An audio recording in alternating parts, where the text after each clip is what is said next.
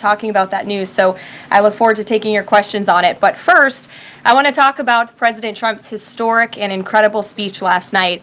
The American people and the entire world watched President Trump powerfully lay out how he's renewing the American dream in a record-breaking joint address to Congress.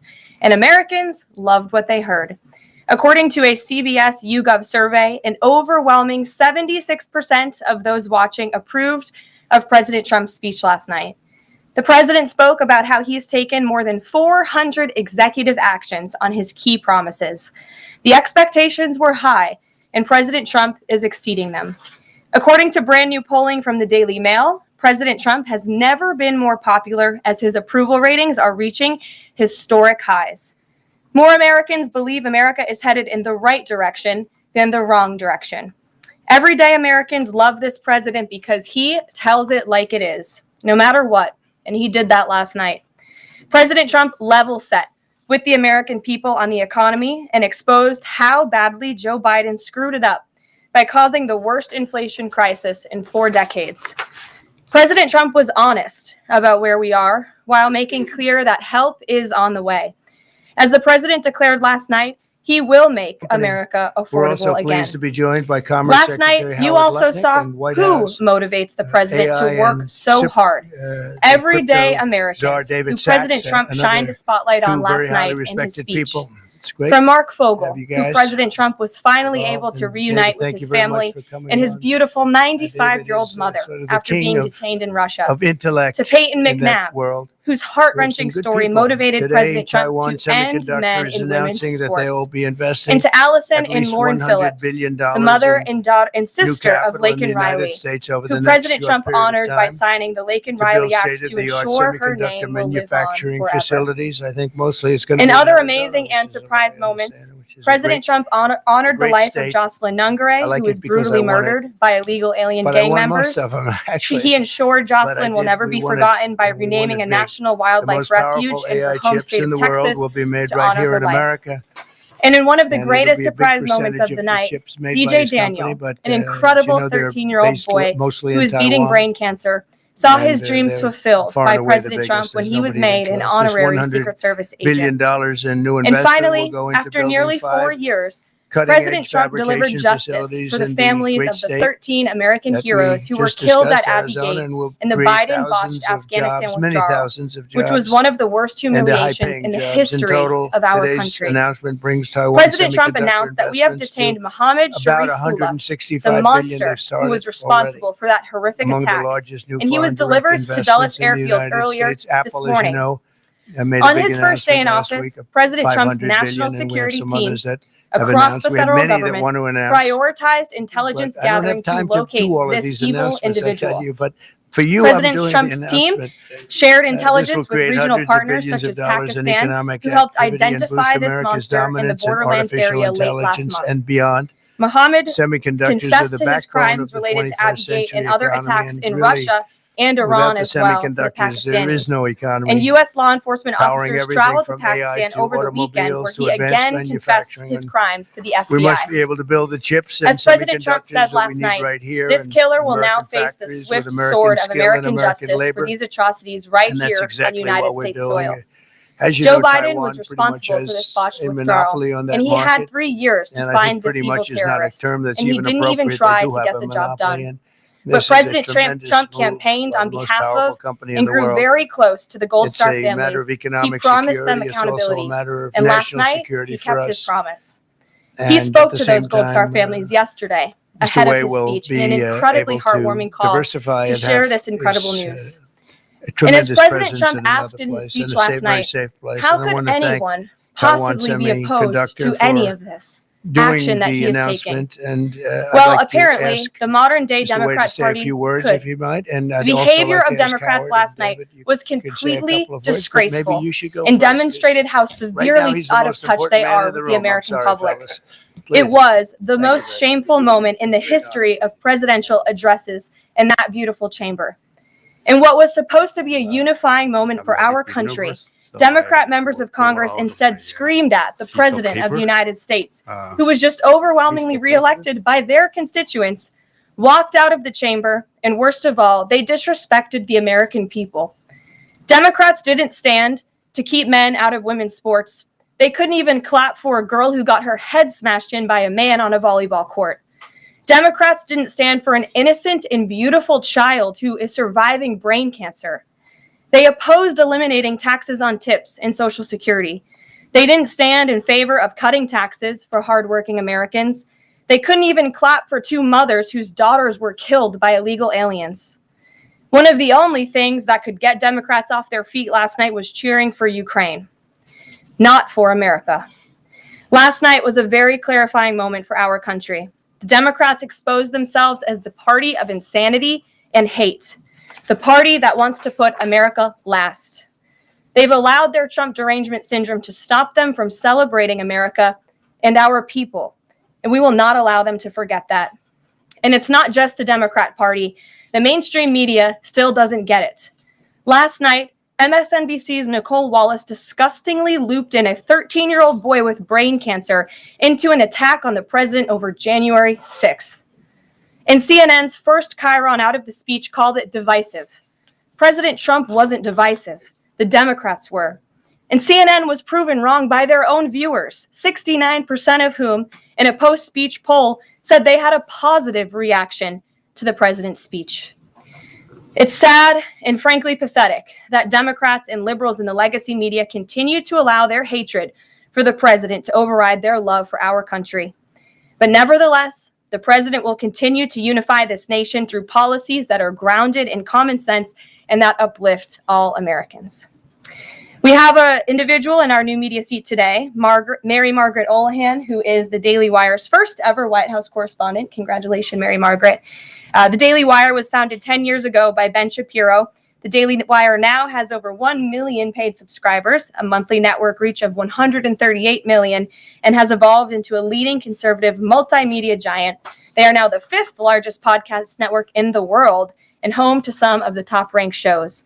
With that, I will take your questions, and Mary Margaret, why don't you kick us off? Thank you so much, Karoline. It's great to be here. Thanks. So I had 2 questions, if that's okay. The first Sure. on last night and the second on Maine. You talked about behavior from Democrat lawmakers, a lot of disruptions, and I just wanted to kind of go back to that. We saw Democrat lawmakers not stand for Laken Riley, for Peyton McNabb, for the son of a slain police officer and 13-year-old cancer survivor. What are the optics of that nationally, just in terms of not just the people who were in the room last night, but across the nation? And also, was President Trump expecting this type of behavior when he was crafting his speech?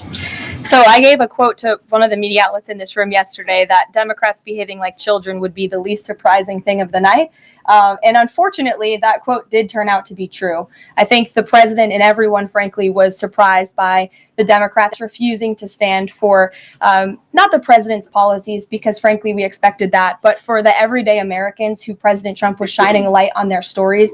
Mark Fogel, for instance, an American school teacher who was detained by the Russians. President Trump freed him. If Joe Biden had done that, they all would have been on their feet, but because of it came from President Trump, they weren't. So we think it's very sad, but we're very proud of the president today. And the American people are the people that this president cares about most, and the reviews are in, and everybody loved his speech. Thank you. And then on Maine, we know that the governor of Maine has really pushed back against the president's executive order saying that boys should not be in girls' sports. I spoke with a lawmaker from Maine this morning who told me she'd been censured by state lawmakers for calling a man and speaking up on this.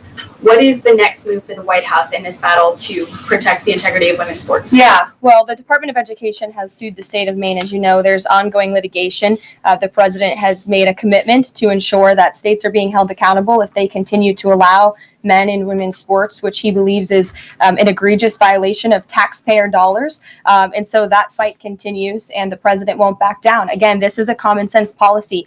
80% of the American people, including more than 60% of Democrats, do not want men in women's sports. So the president will stand by this commitment. Thank you. Gabe, good to see you in here. Good to see you, Caroline. A couple questions. One, can you confirm that President Hill talks with the big 3 automakers today, speaking about potentially delaying tariffs? I can confirm, and I'm glad that you asked, because the president sent me out here with a statement directly from him on this. I saw it was reported earlier today by Bloomberg News, and he wanted me to share this with all of you.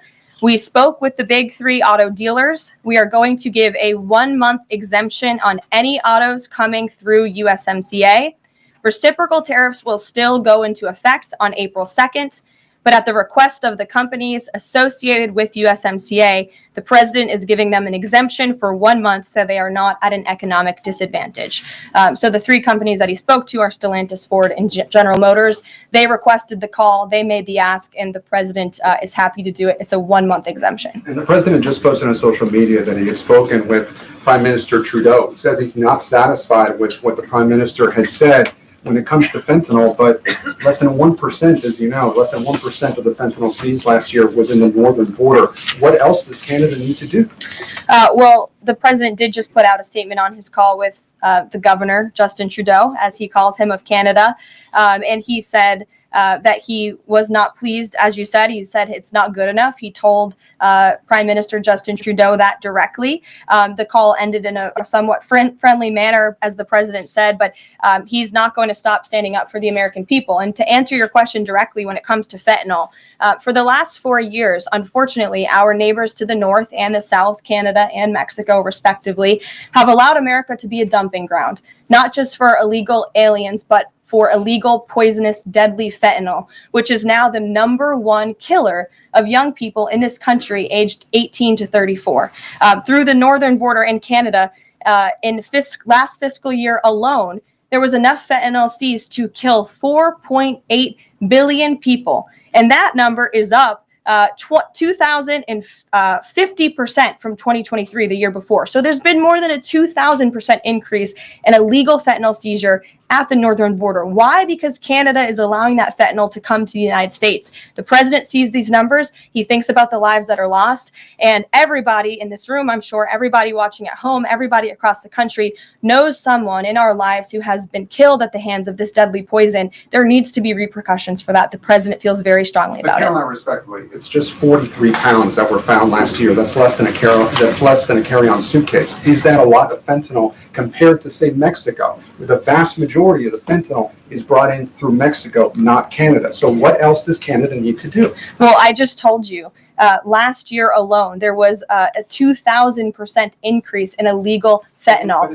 You're asking me for what the president's justification is for these tariffs. It's not up to you. You're not the president, Gabe. And frankly, I think it's a little bit disrespectful to the families in this country who have lost loved ones at the hands of this deadly poison. If you talk to them, and this president has, they are grateful that they finally have a president who is standing up to both Canada and Mexico, and most importantly, to China as well. The president added an additional 10% tariff on China because this deadly poison is being produced in that country. It's being distributed through our neighbors, and there needs to be consequences for that, period. Peter. Thank you, Caroline. If the U.S. has a longstanding policy that we do not negotiate with terrorists, then why is the U.S. now negotiating directly and for the first time ever with Hamas? Well, when it comes to the negotiations that you're referring to, first of all, the special envoy who's engaged in those negotiations does have the authority to talk to anyone. Israel was consulted on this matter. And look, dialogue and talking to people around the world to do what's in the best interest of the American people is something that the president has proven is what he believes is good faith effort to do what's right for the American people. Is it just about the hostages, or are they also talking about the president's plan to take over Gaza? These are ongoing talks and discussions. I am not going to detail them here. There are American lives at stake. I would defer you to the Department of State for further details, but I'm not going to get into those talks here at this podium. We know that some officials here were miffed that Zelensky showed up last week without a suit for his meeting in the Oval Office. But Elon Musk never wears a suit. He did last night. So what is the dress code? Well, Elon Musk wore a suit last night. I'm sure you saw it. Was he spooked by the Zelensky getting kicked out? No, I don't think so. I'm just pointing out that he did wear a suit last night. And I think the president liked that very much. And he looked great. Speaking of the president, he just passed me a note while I'm standing here. He wanted me to hold this up. This is the poll that I cited, the CBS YouGov poll that shows that 76% of those who watched the president's speech last night approved of his speech. And so it goes to my earlier point that I made in my monologue about how incredibly sad it is that we have a modern day Democrat Party who is so severely out of touch with the American public. This is a great poll. The ultimate poll, though, came on November 5th when the president won by an overwhelming margin that he spoke about last night. Democrats weren't happy to hear that either. Weija. Thank you, Karoline. Back on tariffs, last night President Trump said there will be a little disturbance, but we're okay with that. Can you put a dollar figure amount on how much the average American family should expect to pay as this disturbance? And why should Americans be okay with that when so many are already struggling to pay the bills? Well, first of all, last night, the president told the truth. And he was realistic and he level set with the American people. And I think, frankly, it's very refreshing. And everybody in this room should be very grateful that we have a president who tells the truth about the reality of the economic situation that we are in. Unlike the previous president who lied to everybody's faces, saying inflation was transitory, saying it was under control, saying that the border was secure, when none of that was true. So the president is being frank and honest. And the American people elected this president to have monumental reform and change, including rebuilding our manufacturing base in this country, standing up to foreign nations who have been ripping off our country for decades. And that requires a little bit of disruption. That requires a lot of effort and work that this president is focused on doing. With that said, as the president said last night, his administration is wholeheartedly committed, of course, to ending the inflation nightmare caused by the Biden administration. Look at the deregulation efforts. Look at the president's push last night in his speech for Congress to pass tax cuts, to end taxes on Social Security and overtime pay for hardworking Americans, and taxes on tips. We need Congress to get that done because that's going to put more money back into the pockets of the American people. And I didn't even mention energy. Look at the president's approach and focus on unleashing the might of our energy industry. We know that's the number one driver of inflation. He's been slashing back a lot of the burdensome regulation from the previous administration to unleash our energy industry here at home, which will drive down costs. He said he is committed to making America affordable again. He did it in his first term, and Americans can trust him to do it again. President Trump has made clear, Caroline, that he loves tariffs, but the stock market does not. How does he factor that into his decision making? Well, the president does love tariffs. He said it's one of his favorite words of the English dictionary, and he believes in tariffs because they'll ultimately make America rich again. They're going to raise revenue. They're going to help us pay down our debt. Most importantly, they're going to bring American jobs here back home. So I think for folks on Wall Street who may be concerned, look at what this president did for you in his first term. Wall Street boomed, stock market boomed. The president expects that to happen again. But most importantly, Main Street is going to boom. And that's why the president has this whole of government economic approach, which includes tax cuts, tariffs, regulation cuts, and an energy industry that will bring down costs for American consumers. Sure, Monica. Thank you, Caroline. You mentioned not one Democrat senator voted to protect women's sports from males. Not one Democrat congressman or congresswoman stood to applaud or support protecting women's spaces and sports at the president's joint session to Congress last night, as you articulately mentioned at the beginning. So I'm wondering, what message is that sending to not only young women who are competing in these sports across the country, but also to the parents of these young girls? Yeah, I think the message that Americans should take away from last night is that they have a president in the Oval Office who is committed to doing what's right for them, especially women and girls across the country. And I think it's very ironic, thank you for bringing up the point about women, that Democrat women were wearing pink to support our fellow females, yet they couldn't stand, again, for a young woman who was almost killed and severely injured by a man on the volleyball court. They couldn't stand for the mothers of two beautiful young women whose lives were taken tragically at the hands of illegal people. So you can't say you're the party of women and then support men and women's sports and not stand up for basic law and order and immigration reform that will protect women in this country. That's what President Trump is doing. He's the president for women. Lindsay, good to see you. Thank you, Caroline. Good to see you. So speaking of tariffs, China said yesterday that they're ready for any kind of war with the U.S. Because of these tariffs that have been placed on them. And a Chinese spokesperson also said that the tariffs would not lead to a resolution of U.S. concerns about fentanyl originating in China. Can you speak to how the administration is planning on responding to that? Well, I think Secretary Hegseth has responded to that this morning. He said that America will always be prepared to defend itself, especially under the leadership of this president in the Oval Office. And that certainly remains true. Again, when it comes to tariffs, the president has been very tough on China, not just now with 20% and more with the reciprocal tariffs that will hit on April 2nd. But look at what he did in his first term. There were billions of dollars worth of tariffs that he implemented on China. And it's quite telling that the previous administration did not rescind those tariffs because they realized the value that they had in not only deterring China, but also raising revenue here in the United States. Rachel. Thanks, Caroline. Just a quick follow-up, two quick follow-ups on tariffs. The president mentioned a little disturbance during his remarks yesterday. The CEO of Target says that consumers will likely see prices go up on everything from strawberries to bananas to avocados. How long should Americans expect to pay higher prices? Are we talking a week, a couple of days, a few months? Again, I don't have a crystal ball, but what I can assure the American people is that this president and this administration is doing everything they can. And I would remind you and everybody else in this room that it's because of the previous administration's economic policies that Americans were left with record high inflation. Inflation throughout Joe Biden's entire 48 months in office was at or above 3%. It hit record highs, as you know. And there's a whole list of what the Biden economic disaster this president was left to clean up. It's been a month, but he's working hard every single day to do just that. Follow up on the carve out. Sorry to cut you off there. The U.S. imported $43 million worth of eggs from Canada. I know you mentioned some of the exemptions when it comes to automakers. Will there be any other carve-outs, including for eggs? We know prices are soaring for Americans. The president is open to hearing about additional exemptions. He always has open dialogue, and he'll always do, what's right, what he believes is right for the American people. But again, as for the egg crisis in this country, the president is wholeheartedly committed to ensuring we're increasing our egg supply, and we're also bringing down cost. And Secretary Rollins has been all over this issue. She comes from an agricultural background and family. That's why she's leading that very important department. She wrote an amazing op-ed in the Wall Street Journal. She's been all over the media talking about her plan. She has a real plan. The president endorses it. And he even, gave her an off-the-prompter shout out last night to say, Brooke, I'm counting on you. It's an important issue. And this White House is working with Secretary of Agriculture every single day to address this issue. Sure, Jordan. Thanks, Caroline. So what does it say that the Democrats, while they couldn't stand for Americans or stand for victims, they stood for war and clapped for war and clapped for 5 more years of war?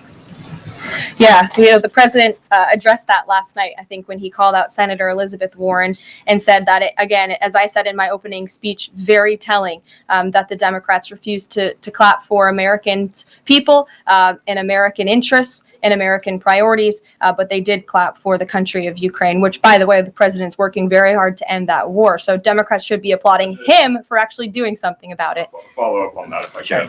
You've spoken recently about how what happened in the Oval Office last week gave Americans an inside look into behind the scenes discussions with Zelensky.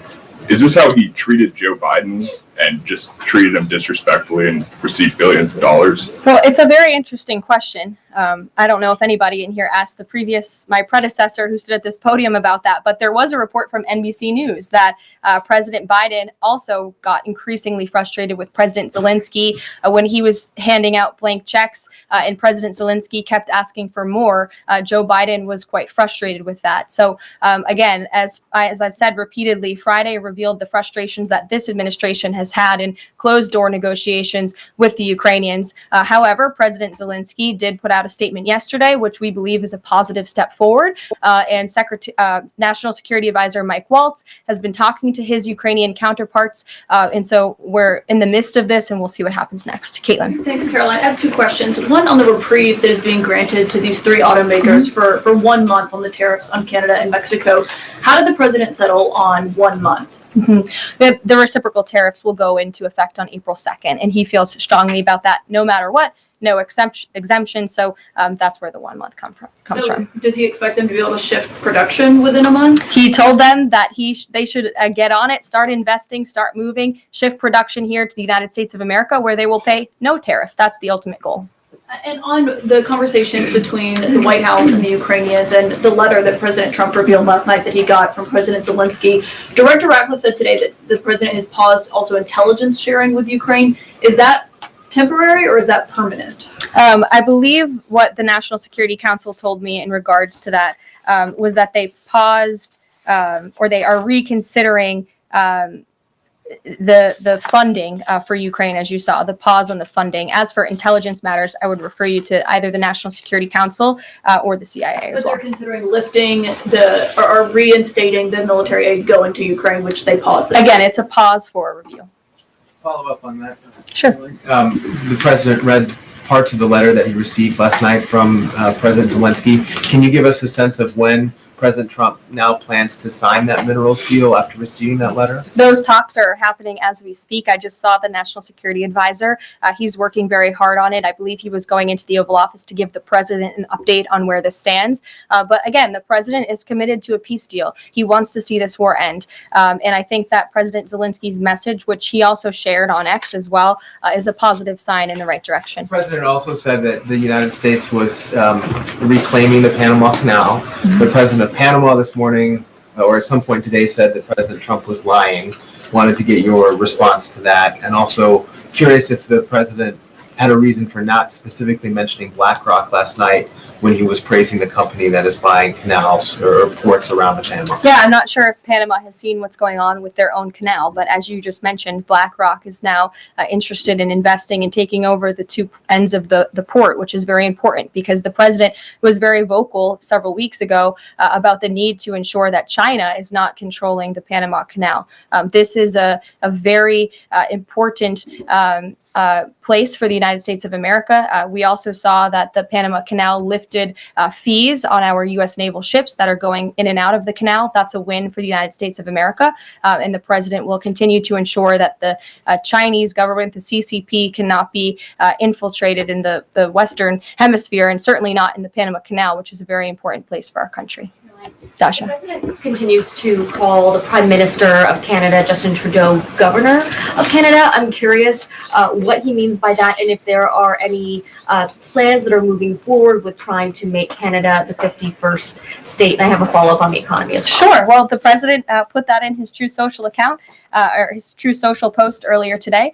He feels strongly that it would be very beneficial for the Canadian people to be the 51st state of the United States. They wouldn't be paying for these tariffs. They'd have much lower taxes if they were part of our great country. On the economy, you and I traveled the country during the campaign. This is an issue that so many voters decided to cast their ballots on, and they voted for President Trump. He has started to have that realistic conversation with the American people, that disturbance comment last night. But I'm curious if you can be real with Americans right now as all of these factors are playing out.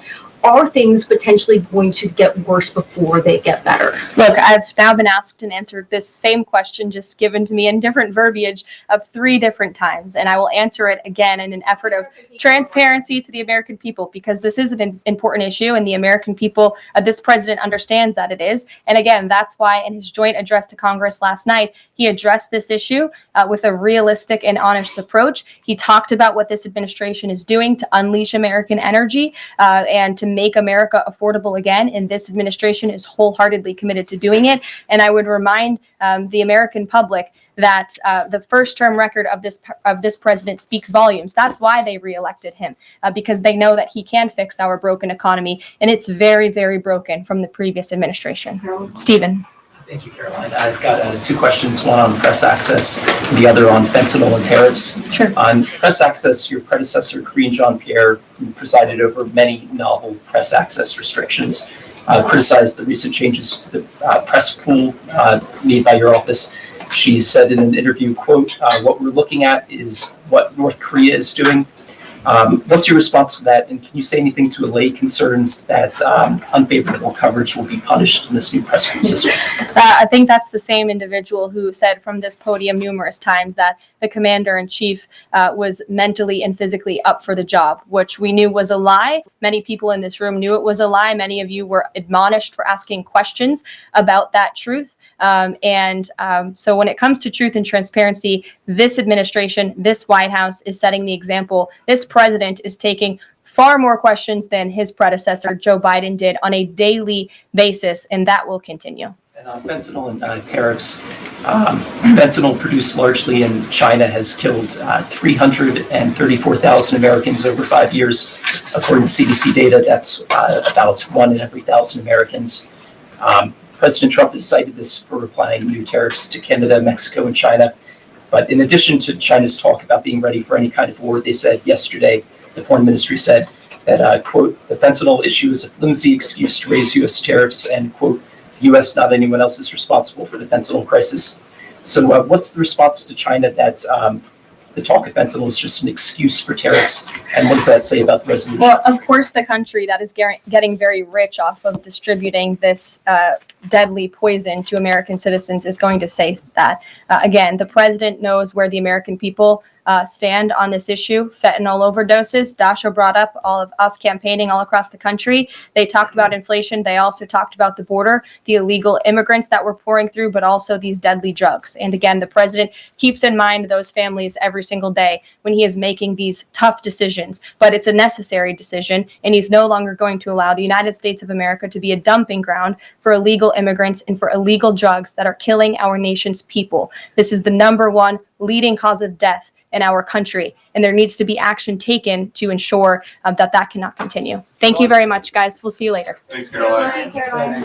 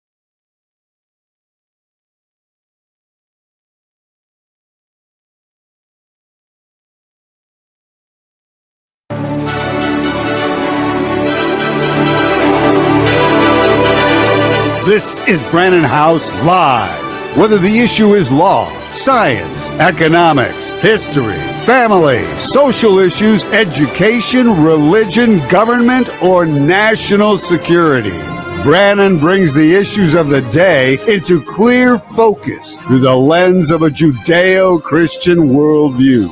And now, here is your host, Brannon House. And good evening. Welcome to the broadcast on this March 4th, 2025. It's a big night. Obviously, we're going to have a joint session of Congress, and we're going to hear from President Donald J. Trump tonight. A lot of anticipation of what is he going to say. I think even Karoline Leavitt put out, the press secretary, that it is a must-see TV experience tonight. So I don't know. Is there going to be a big surprise tonight? We'll watch. Some are talking about that the Dems may not be on their best behavior. They may actually try a few disrespectful stunts. Let's hope that doesn't happen. We don't need that kind of example set for people. Let's hope everybody behaves themselves. It's a great event. But I am hoping that we are a little shocked at maybe what comes out. Wouldn't that be fun?